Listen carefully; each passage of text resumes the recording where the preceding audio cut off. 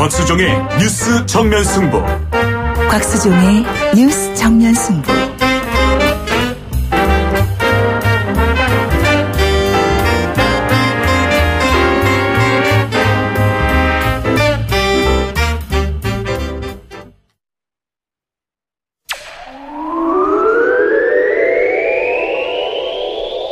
김작이 묻고 곽박이 경제로 답한다. 네, 김작이 묻고 곽박이 경제답니다. 은진 씨. 네, 김 작가입니다. 어제 북한이 미사일을 쐈는데요. 네. 북한 돈 없다던데 어디서 돈이 나서 미사일을 자꾸 쏠까요? 네. 미사일 한 방 발사에 어느 정도 돈 드는지도 궁금하고요. 네. 이렇게 미사일을 자꾸 쏘면 우리나라 경제에도 영향이 있을까요? 근데 좀 자연스럽게 좀 해봐. 너무 국어책 읽듯이 읽잖아. 다시 하려면 또 울려 그러지.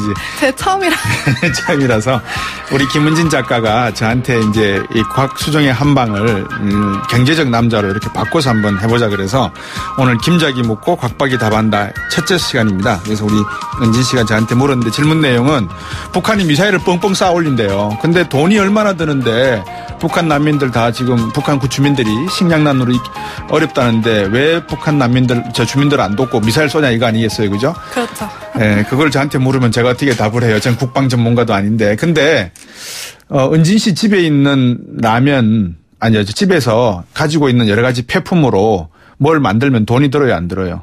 들죠. 돈이 들어요. 북한도 그 정도 돈이 들 것 같아요. 원래 답은 안 들어요. 이렇게 답해야 답이 되는 거예요. 내가 말이 다 꼬이네. 근데 북한이 제 기억에 맞으면 노동 미사일 한 발 만드는데 한 100만 달러. 그 다음에 스커트 미사일 만드는데 제 비용이 한 700만 달러 뭐 이렇게 든대요. 그 다음에 작년 한 해에 한 2억 달러를 쐈대요. 2010년 한 해 미사일 쏜 게. 스커트, 노동 1호 뭐 이런 식으로 해서 장거리, 단거리 다 포함하면 2억 달러인데 만약에 옥수수 한 톤이 국제 가격에 200달러면 한 톤에 200달러면 2억 달러를 쏘면은 한 얼마 정도 옥수수를 살 수 있을까요? 계산이 금방 안 나오죠. 이거는 100만 톤 정도 살 수 있어요. 그럼 북한 주민들을 먹여 살리려면 얼마 정도의 옥수수가 있어야 되냐면 70만 톤이래요. 그러니까 이제 그렇게 계산하니까 미사일을 2억 달러 쏘면은 북한 주민들이 1년에 먹을 수 있는 옥수수를 100만 ton 살 수 있는 양을 쏴버렸다. 이러니까 이제 이 김정은은 나쁜 사람이다. 이렇게 이제 이야기가 되는데, 전문가들은 이렇게 이야기할 수 있어요. 미사일 한 발 쏠 때마다 돈이 그렇게 많이 든다고 계산하기보다는 북한 내에서 만든 기술로 쏘니까 큰 돈은 안 들 수가 있다. 단지 이제 개발했을 때 상당히 많은 비용이 들었겠죠.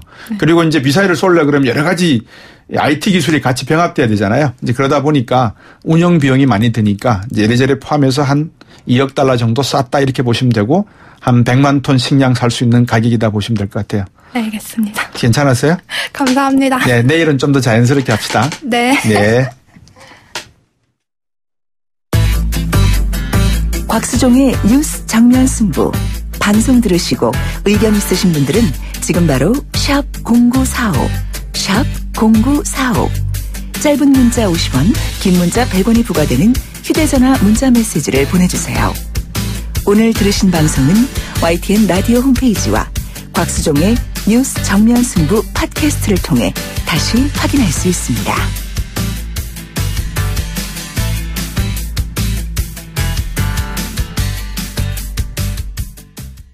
이 뭐든지 처음 하게 되면 조금 긴장되고 떨립니다. 이제 근데 조금 더 마이크가 익숙해지면 우리 은진 씨하고 저하고 잘할 수 있을 거라고 저는 생각이 듭니다. 여러분들 기대 많이 해주시고 여러분이 궁금하신 거 있으면 또 문자로 보내시면 은진 씨가 또 툭 질문할 수도 있습니다. 자, 명백한 사법방해다. 미국 같으면 탄핵 사유감이다. 미국에 체류 중인 홍준표 전 경남지사, 문재인 대통령의 검찰 인사와 최순실 재수사 지시를 문제 삼고 이런 이야기를 하고 있는데요. 그러자 반론이 나왔습니다.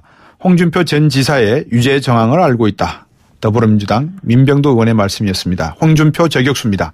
민병도 의원 전화 연결했습니다. 안녕하십니까? 예, 안녕하세요. 이분은 미국 가서도 말씀을 계속 하시네요.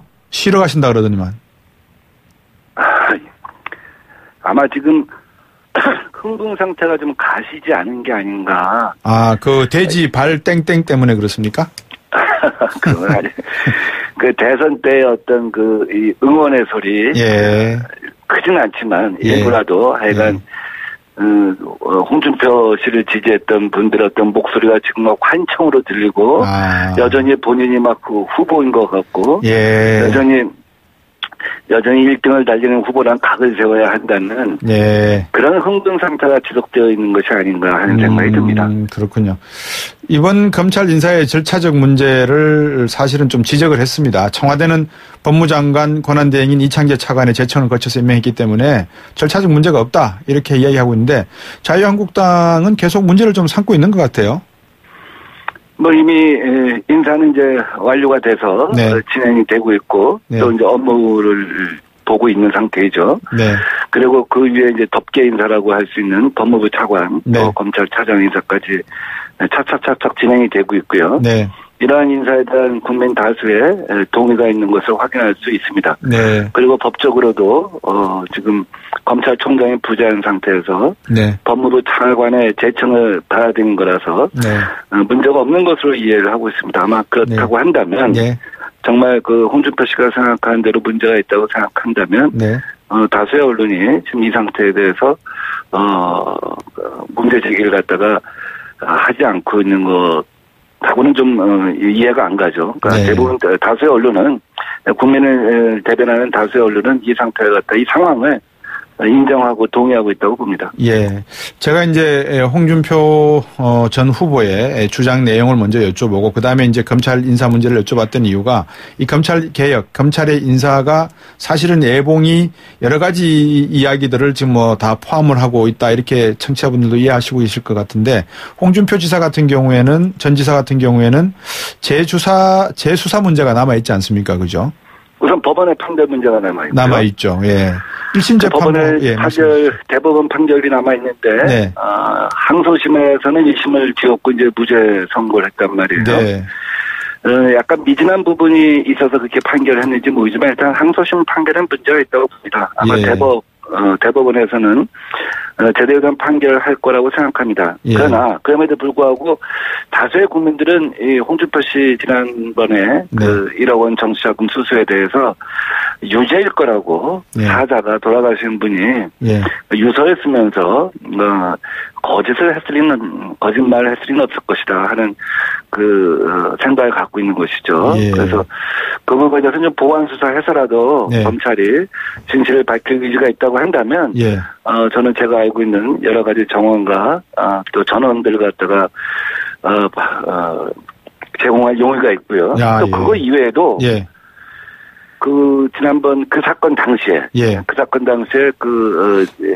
그렇다면 그 당시에 1억 한 1천만 원의 이 정선 기탁금을 네. 성완종 전 의원한테 받아서 한 것이 아니냐 이제 이런 의혹 제기가 예. 당연히 따르지 않았겠습니까? 예, 예. 그러다 보니까 홍준표 씨가 했던 얘기가 부인이 저축해둔 대여금고의 몇 억 원이 있는데 네. 거기서 이제 갖다 쓴 거다 이렇게 밝히지 않았어요? 네네. 그렇다면 그것도 전 재수사해야 한다고 봐요. 대여금고에 예. 어떻게 3억 원이 있을 수가 있었는가? 예. 그 다음에 지난번 총선 때 예. 후원금에 대해서도 선관위가 조사하다가 많은 사건이 있는데 네. 등등등 여러 건이 있습니다. 홍준표 씨가 재수사를 받아야 할 예. 혐의가 있는 사건이 여러 가지 있기 때문에 예. 만약에 검찰이 수사에 적극적으로 나선다고 한다면 예. 아마 제보를 할 것이라고 저는 믿고 있습니다. 이 더불어민주당은 어떨지 모르겠습니다만 저는 개인적으로 이해 안 되는 부분이 이런 겁니다. 당권 정지됐던 분 아니겠습니까? 그러다가 예. 당권을 풀어주셨죠. 임명진 비대위원장이. 그죠? 임명진 예. 위원장이 당권을 정지시켰다가 당권을 풀어줬고요. 대통령 후보로 또 나왔습니다. 일단 유승민 의원이 지적한 대로 대법원에 아직까지 재판 결과가 남아있는데도 불구하고 만약에 이게 유죄로 판결이 난다 그러면 대통령이 되었으면 어떡할 뻔했습니까? 그건 정말 심각한 상황이었죠. 이제 그럴 리는 없었겠지만 이제 옥중 당선 아니겠습니까? 예, 예. 옥중 당선이 되면 이제 교도소에서 핸드폰으로 네.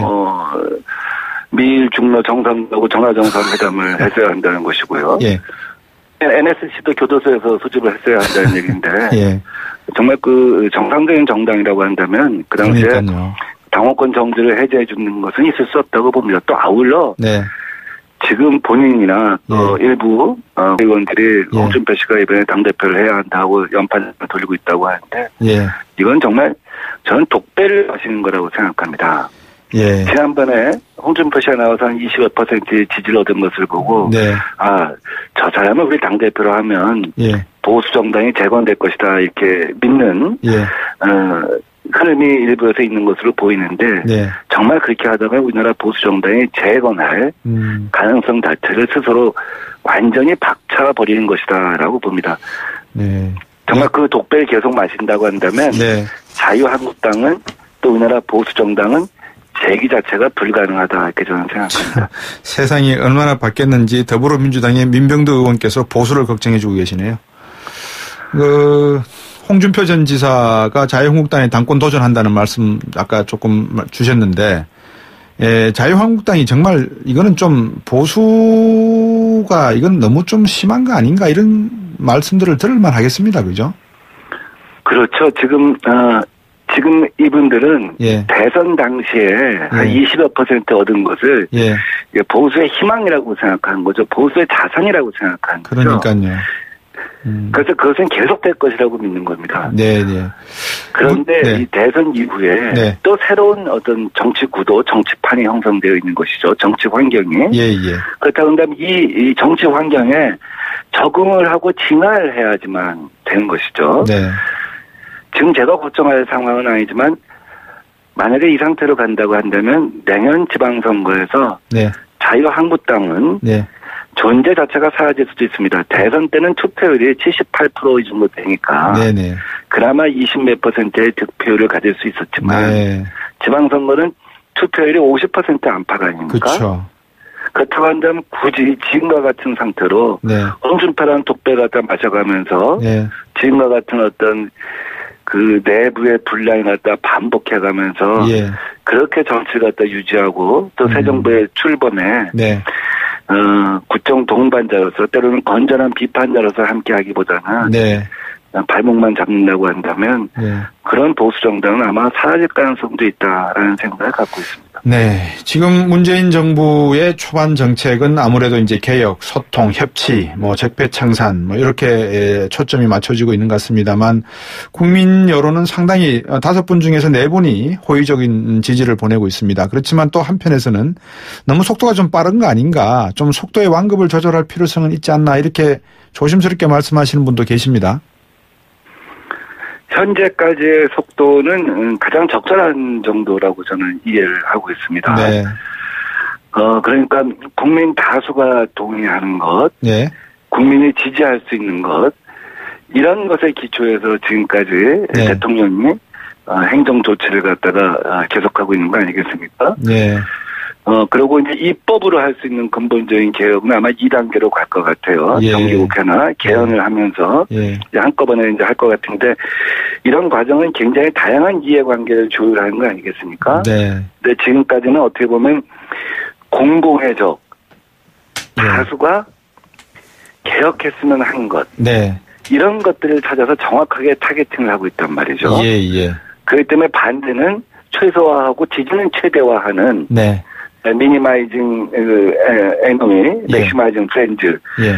이걸 정확하게 지금 그런 정치 원칙하에 지금 여러 가지 조치를 취하고 있다. 저는 이렇게 생각하고 있습니다. 예, 아주 정밀 타격을 하고 있기 때문에 많은 분들이 어느 정도 현 정부에서 추진하고 있는 개혁 정책에 대해서 상당히 이 공감대를 형성할 수 있다 이렇게 말씀하시는 것 같은데 2189번님이 이런 문자 보내셨네요. 정권이 바뀔 때마다 전 정권 해놓은 정책을 계속 바꾸거나 고치는데 거기에 들어가는 국민 세금은 누가 보상해 주나요? 우리 국민 세금이 전 정권들의 잘못으로 고치는 데만 쓰이는 것 같아 형편없게 사는 국민의 한 사람으로서 살맛이 안 납니다. 이렇게 말씀하셨습니다. 이것도 상당히 좀 예리한 지적이신 것 같아요. 그래서 정부 조직의 개편은 이번에 일단 최소화한다는 것이죠. 예. 물론 인수위 없이 출범하는 그렇죠. 그런 과도기적 성격 이런 것 때문에 정부 조직의 개편을 다 최소화하는 것도 있습니다만 내년에 어차피 개헌을 하기로 한다고 한다면 큰 변화, 큰 개혁은 국민들의 합의와 함께 새로 시작될 수 있기 때문에 이제 2단계로 미루고 있는 것이죠. 그래서 지금 지적하신 그런 과거 정부의 구조를 갖다 근본적으로 손보는 건 아니다 하는 것이고요. 다음 이제 정책 문제는 말씀하실 수가 있을 것 같아요. 녹색 경제, 창조 경제 이런 것에 대해서 그걸 또 방향을 수정하게 되면 그만큼 쌓아 올린 것을 갖다가 물어 돌린 것이 아니냐 그렇죠. 하는 지적이신 것 같은데 네. 그런 부분에 대해서는 또 네. 과거의 공은 공대로 네. 협소를 해가면서 갈 것이라고 저는 생각을 합니다. 예. 앞에서 개헌 논의 잠깐 말씀해 주셨는데 개헌 논의가 어떤 방식으로 방향으로 이루어져야 된다고 보십니까? 그러니까 대통령은 원래 4년 중임제론자였죠. 예. 근데 국회의 다수는 분권형 대통령제를 갖다가 지향하고 있습니다. 네. 그렇게 보이고 있는 것이죠. 예. 근데 이번에 대통령께서 이제 그 야사당 여야 정당의 원내대표랑 회담을 하면서 그래 정의 국회에서 그런 분권형 대통령제를 갖다가 생각한다고 한다면 네. 거기에 선거구제 개혁을 포함시킨다고 한다면 그것도 반대하지 않겠다 이런 얘기를 했습니다. 굉장히 예. 중요한 메시지거든요. 네네네. 사실은 대선 이전에 원로들하고 그런 부분에 대해서 굉장히 진지하게 오랫동안 얘기를 한 바가 있습니다. 그러셨군요. 예. 은하에 오랫동안 적폐라고 할 수 있는 지역구도를 타파하기 위해서 예. 또 지금과 같이 세분화된 다양한 여론을 갖다 우리가 흡수하고 반영하기 위해서는 네. 도시식 정당 명부제를 갖다가 네. 도입한 것도 큰 개혁이다. 그렇다고 한다면 네. 그런 선거법 개정이 함께 간다고 한다면 네. 분권형 대통령제도 수용할 수 있다. 이제 이런 시사를 한 것이란 말이죠. 예, 예. 그래서 국회에서는 두 가지를 다 놓고 이제 토론할 수 있는 길이 열렸다라고 예. 생각하고 있습니다. 일부에서는 또 5.18의 민주화 정신을 개헌의 어떤 그 정신에다가 어떻게 포함시키겠다라고 하는 말이 자칫 개헌을 하지 않겠다 이렇게 또 해석하는 분들이 계시더라고요. 너무 지나친 해석이지 않습니까? 예. 대통령 의지는 확고하고요. 예. 헌법 전문을 포함하여 예. 기본권 그다음에 어떤 권력 운영 구조 이런 걸 다 포함하는 건데 네네. 자 이렇게 생각해 보십시오. 지금 개별 입법 하나하나를 놓고 가령 검경 수사권 조정이랄지 네. 이런 걸 개별 입법 하나하나를 놓고 여야 간에 협상을 하려면 사실 굉장히 지난한 길을 걸어야 됩니다. 그렇죠. 우리가 개혁하고자 한 그 세상 그건 네. 입법으로 완성된 것인데 네. 이것을 만약에 개헌에다 포함시켜서 하게 된다면 네네. 굉장히 큰 폭의 그렇죠. 세상을 갖다가 변화시킬 수 있는 길이 열리는 것입니다. 예. 그래서 새 정부 입장에서는 개혁도 하고 개헌도 할 수 있다고 한다면 예. 일석이조이기 때문에 예. 그것을 마다할 이유가 없고 예. 저는 대통령께서 그 길을 열어주신 것이 굉장히 큰 의미가 있다고 봐요. 앞으로 원내대표가 협상하는 데 있어서 네. 굉장히 재량권이 커질 거라고 봅니다. 알겠습니다. 시간이 좀 많았으면 하는 생각이 드는데 시간이 여기까지 좀 제한된 것 같습니다. 오늘 말씀 잘 들었습니다. 다음에 또 한번 말씀 부탁드리겠습니다. 네, 감사합니다. 예, 더불어민주당 민병도 의원이었습니다. 4부로 돌아오겠습니다.